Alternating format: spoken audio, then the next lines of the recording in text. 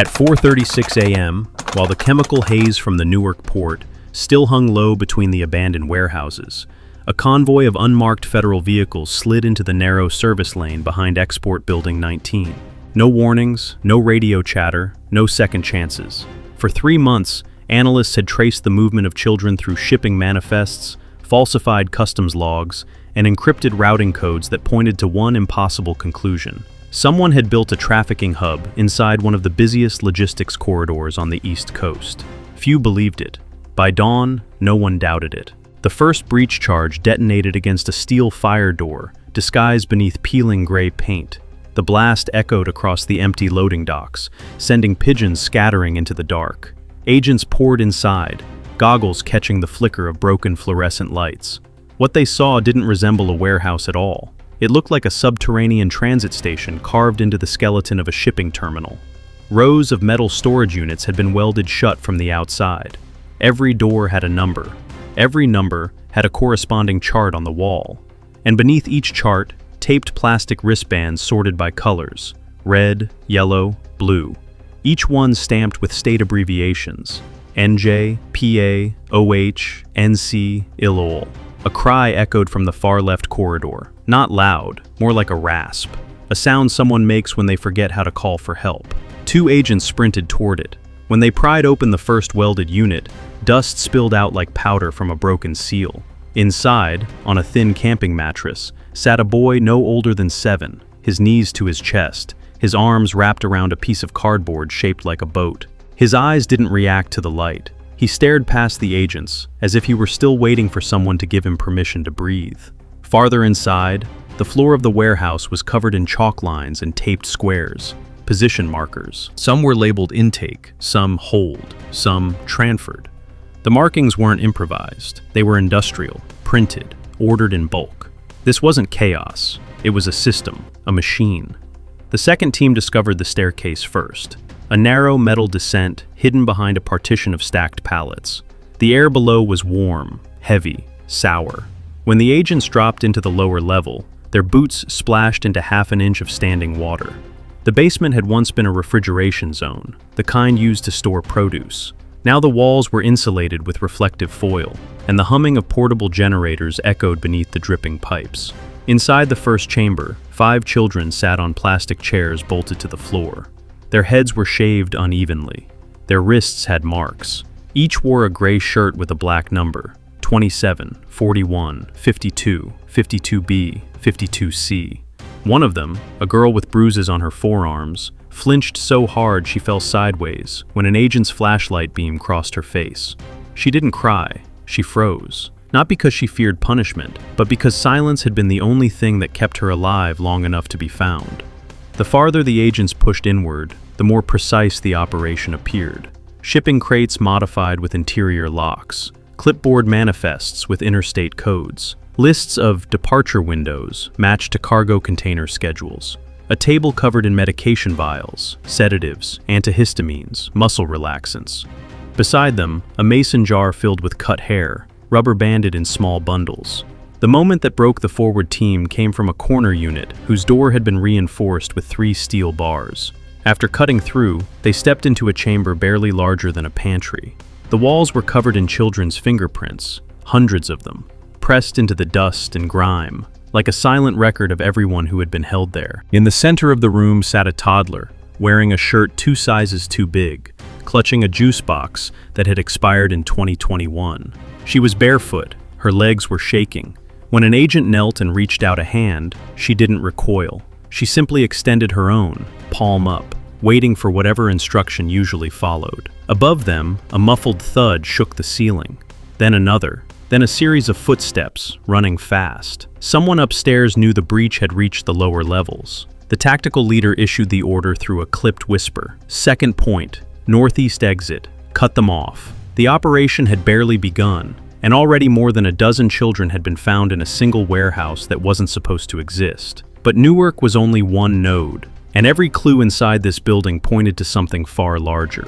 Routes that stretched out of state, transport schedules that matched cross-country shipments, and codes that implied multiple facilities operating in parallel. The agents weren't rescuing victims from a hideout. They had just kicked open the first door of a fully functioning pipeline. The second wave of raids began before the sun had cleared the skyline over Newark Liberty Airport. While the first facility was still being cleared, intelligence teams working inside the mobile command truck isolated 2 routing codes that appeared repeatedly across the manifests, pulled from Export Facility 47, PTS-12, and ELZ-9. Those codes didn't match any known warehouse identifiers, but they did match 2 clusters of unexplained thermal anomalies flagged weeks earlier by aerial reconnaissance. One in Patterson, another in Elizabeth. Both had been dismissed at the time as abandoned commercial properties with squatters inside. Both were now reclassified as priority targets. Patterson came first. At 6:02 a.m., a tactical unit approached a rundown 5-story brick building wedged between 2 textile factories. The windows were papered over from the inside. The fire escape was padlocked. Heavy wiring snaked across the exterior wall, feeding into a cluster of illegal power inverters. It looked like a drug house. It was not. When the team breached the first floor, a wave of heat hit them. Dense, stagnant air that smelled like sweat and bleach. What had once been office space had been transformed into a sorting hub.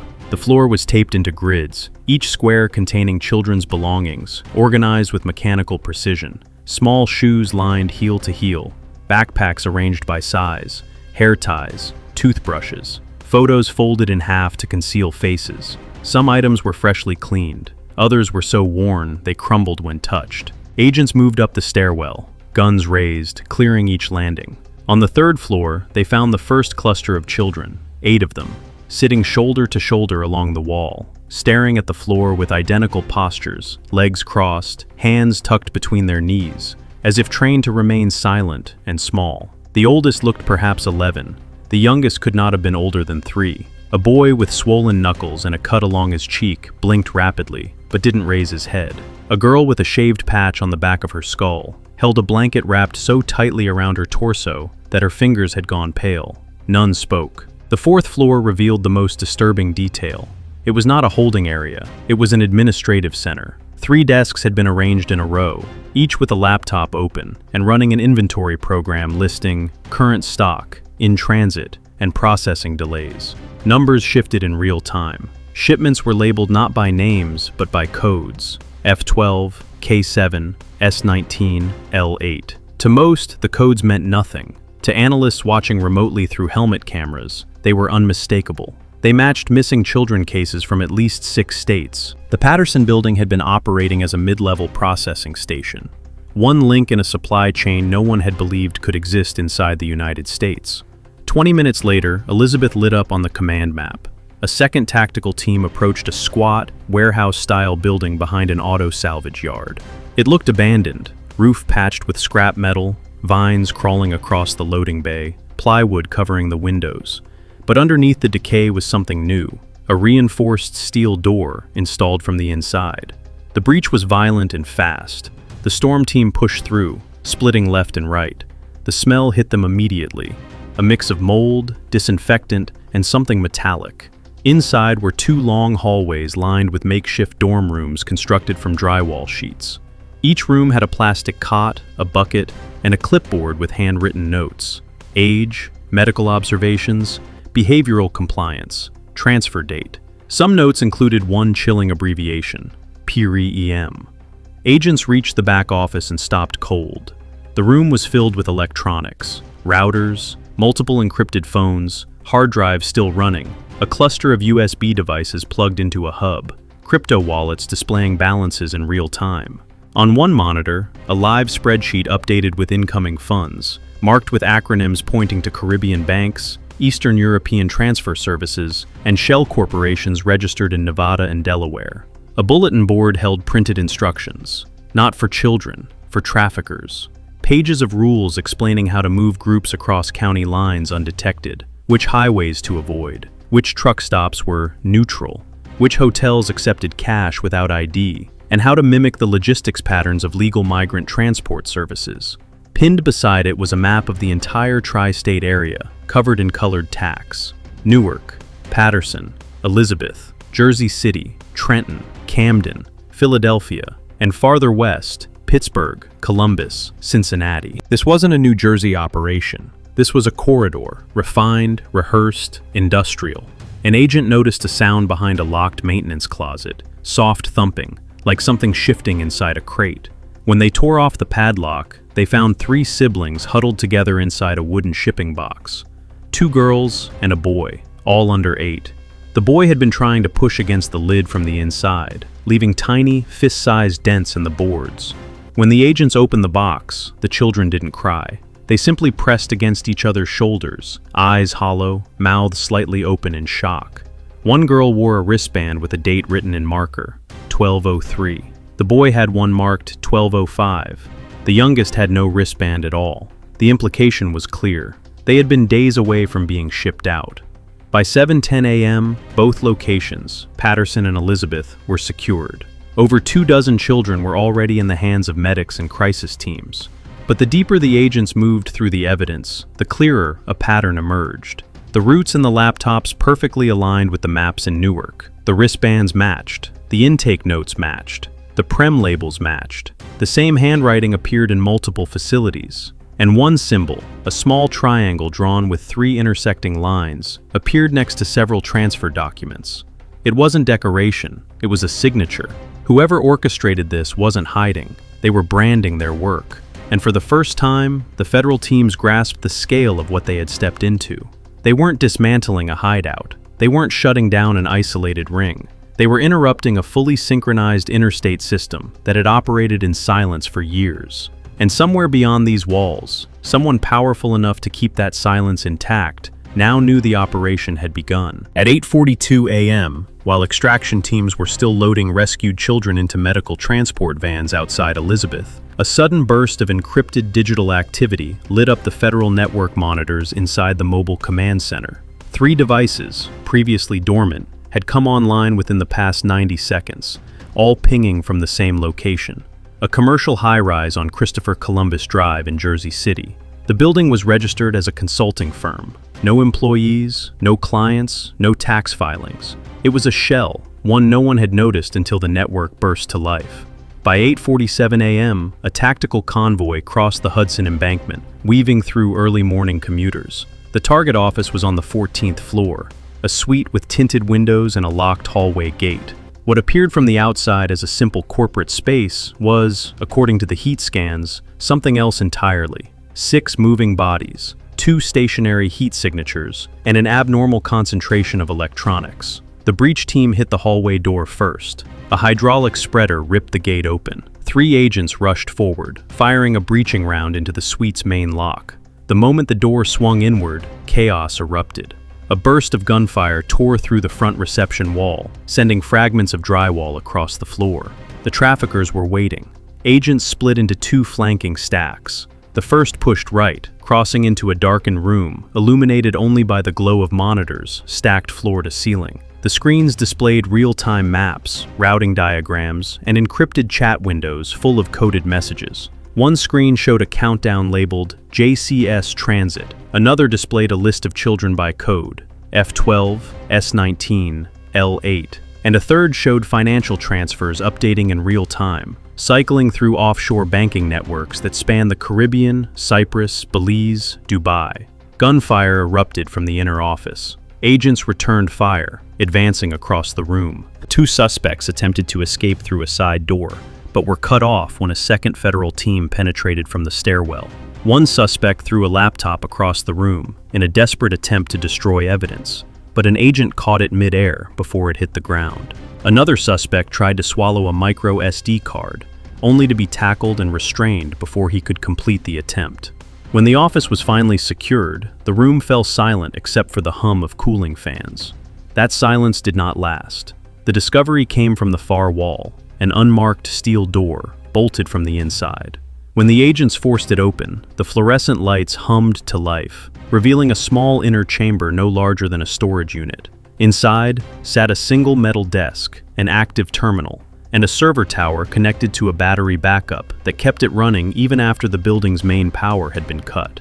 On the desk lay a stack of printed documents marked with a triangle symbol, the same one found in the Elizabeth and Patterson sites. The papers were not intake records. They were operational instructions. One sheet outlined transfer quotas, Another showed the operating structure, tiers of handlers, runners, spotters. A third listed priority clients and delivery assurances. A fourth detailed a method to bypass airport security using misdeclared cargo shipments routed through the Port Authority distribution chain. But the most devastating page was a map, hand-drawn, annotated, and stained with coffee, connecting every known New Jersey location with lines extending into New York, Pennsylvania, Maryland, and Virginia. Each node had a date. Each date corresponded to a missing child report. None of this operation was improvised. It was engineered. While technicians seized the servers, a sudden alert came from the far side of the suite. A medic had entered a small closet after hearing faint movement inside. When he opened the door, he recoiled. 3 children sat on the floor, knees drawn to their chests, eyes wide. They weren't restrained. They weren't gagged. They had simply been placed there and told not to move. The closet had been their holding area. A boy around 9 stared at the medic as though unsure if he was real. A girl whispered, "Is this the new place?" as if relocations were routine. The smallest child, barely 4, held a broken plastic bracelet with letters worn off from handling. The medic crouched, voice steady but breaking at the edges, and extended his hand. The boy hesitated, then reached out with fingers trembling not from fear, but exhaustion. He leaned forward, pressing his forehead to the medic's arm as if finally surrendering the last piece of energy he had left. Outside, the sun climbed higher over Jersey City's glass towers, but the mood inside the suite darkened as digital forensics teams decrypted the first fragments of seized data. The earliest recovered files were time-stamped 6 years earlier. Some contained instructions written by someone with intimate knowledge of state transport systems, references to internal procedures, routing exemptions, warehouse check cycles. Someone within a government system had helped design part of the pipeline. Whether intentionally or for profit, the effect was the same. But the worst revelation came next. A cluster of encrypted messages, time-stamped only 2 hours earlier, detailed planned asset relocations, scheduled for that afternoon. Shipments marked with codes from all 3 morning raids: Newark, Patterson, Elizabeth. The system had been preparing to move the remaining children before anyone could find them. And there was one more message, short, chilling, written in the same hand as the maps. JC node compromised. All units initiate purge. Move remaining stock to secondary site. Window closes by nightfall.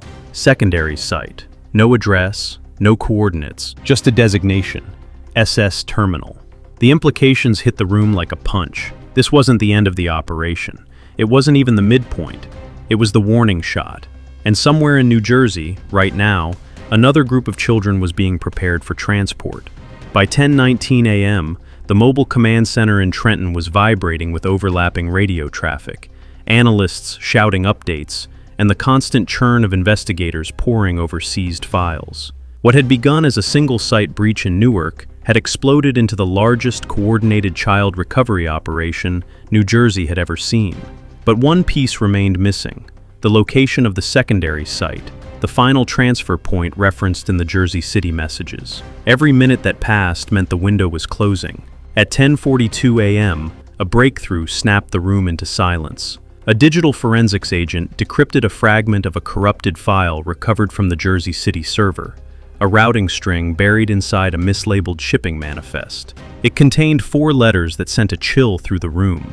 SSTR. Someone recognized the code immediately. South State Terminal Rail, an abandoned rail depot on the southern edge of Newark, once used as a freight interchange, decommissioned 12 years ago, and quietly leased under a shell corporation no one had ever bothered to audit. It sat adjacent to a live rail line. If the traffickers loaded the children into cargo cars, they could vanish across state lines within minutes. At 10:56 a.m., convoys launched simultaneously from Trenton, Newark, and Jersey City. Helicopters swept above the turnpike. Tactical units cut across side roads. And by 11:11 a.m., the first team reached the terminal's rusted perimeter fence. 6 acres of crumbling platforms, derelict switch houses, and long-forgotten infrastructure. A place big enough to hide anything. The first breach happened at the east platform. Agents moved through shadows cast by half-collapsed awnings, stepping over broken glass and decayed wooden ties. The rail yard was silent, except for the distant rumble of freight moving on the active track to the west. too silent. When the team reached the main terminal building, they found the doors already ajar.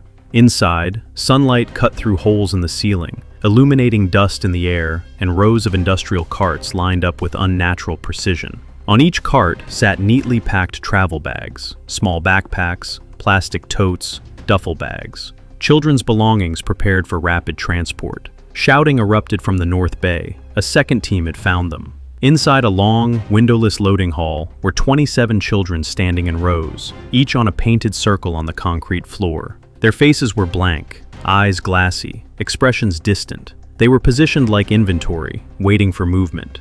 A boy around 12 held the hand of a toddler who could barely stand. A girl with a bandaged arm stared at the wall with a look that suggested she'd already learned to disappear inside herself. The traffickers had fled minutes earlier. Footprints in dust, scattered phone parts, a dropped vape pen still warm. But they hadn't left empty-handed. They'd taken 8 children whose codes matched the same priority list found in Elizabeth. Their absence hit like a hammer.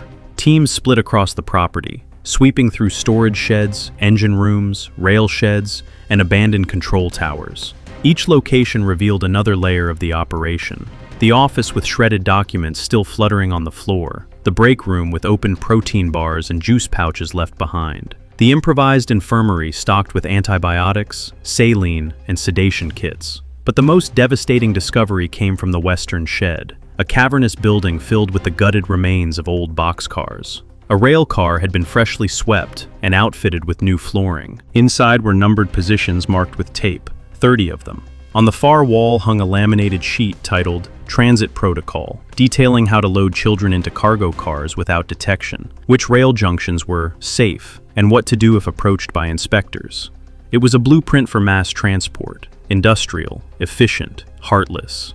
At 11:44 a.m., a cry echoed across the terminal, the kind that carried pure panic. Agents converged on the north maintenance room, where a medic had discovered a locked boiler closet. When they forced the door open, they found the 8 missing children inside, huddled behind an overturned metal cabinet. One boy had been trying to hold the door shut from the inside. Another child clutched a roll of duct tape, the kind traffickers used, to keep it away from anyone who might use it again. As the medic lifted the youngest into his arms, the girl whispered something barely audible. "Is it over now?" He steadied his voice and answered, "Yes, it's over." She closed her eyes like someone finally allowed to sleep. The final sweep confirmed no traffickers remained on site, but outside, headlights began appearing through the cracks in the terminal walls. More federal vehicles, state cruisers, medical units arriving by the dozen. By noon, the South State Terminal was a flood of movement. Agents escorting rescued children to warming tents, medics checking vitals, forensic teams cataloging everything from ledgers to portable drives, rail experts analyzing tampered switch points. In the makeshift command post set up beside Track 7, analysts pieced together the full scope. The network had operated for at least 6 years, moving children through New Jersey's ports, rail lines, warehouses, and industrial zones with precision that suggested insider knowledge. The same triangle symbol found across all sites appeared again here, scrawled beside timetables taped to the wall. But for the first time in years, the pipeline was broken. Not damaged, broken. As agents stood in the cold December air, watching children wrapped in blankets being carried towards safety, the enormity of what they had stopped began to settle in. This wasn't just an operation. It was a reclamation of innocence, of stolen lives, of a future almost erased by a system built to consume them. And as the last child was lifted into the transport van, one truth echoed across every agency present. The network thought it could hide in the machinery of everyday life. But today, the machinery fought back.